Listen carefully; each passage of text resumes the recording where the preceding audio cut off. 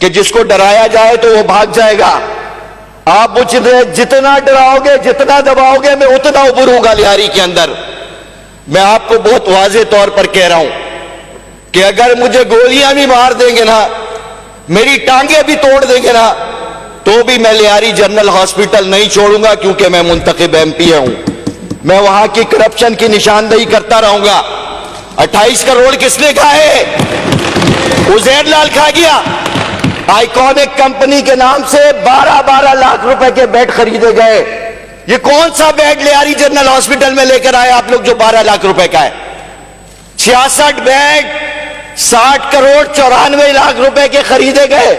اور اگر میں اس کے اوپر بات کرتا ہوں تو مجھے تشدد کا نشانہ بنایا جاتا ہے. بہت یہ کون سا نظام حکومت ہے؟ میں نے اپنا مقدمہ اللہ کی عدالت میں پیش کیا ہے.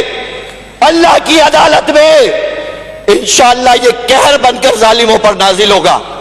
میں اب کسی تھانے میں ایف آئی آر کٹوانے نہیں جاؤں گا. میں کسی سے اپیل اور درخواست نہیں کروں گا. حق کے ساتھ کھڑا ہونا جرم ہے. ایک طرف آپ جمہوریت کے الاپتے رہتے ہیں، دوسری طرف مینڈیٹ کو قبول کرنے کے لیے تیار نہیں ہے. یہ کون سی جمہوریت ہے؟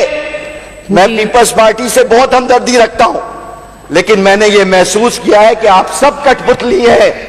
آپ کسی کے لیے کام کر رہے ہیں، آپ کے احکامات کے اوپر عمل درآمد نہیں ہوتا ہے. اور میں اب عدالت صاحب بہت افسوسناک، میں اس پورے معاملے کے اندر میں بہت واضح طور پر کہہ رہا ہوں.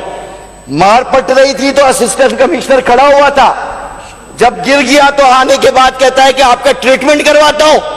جب لیاری جنرل ہاسپٹل میں غریب آدمی کا علاج نہیں ہوگا تو میں بھی کسی سرکاری اسپتال کا کوئی پروٹوکول نہیں لوں گا. میں نے بہت واضح طور پر کہا ہے کہ میں اپنا مقدمہ اللہ کی عدالت میں پیش کر رہا ہوں، اور انشاءاللہ وہاں سے انصاف ہوگا. اور جب انصاف نافذ ہوگا تو کوئی بھی نہیں بچے گا. بہت شکریہ. مکیش صاحب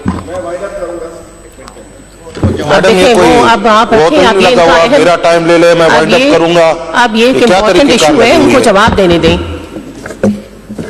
میڈم بالکل کل یہ جب افسوسناک واقعہ ہوا، آپ تشریف رکھیے، ان کو بات کرنے دیں. جی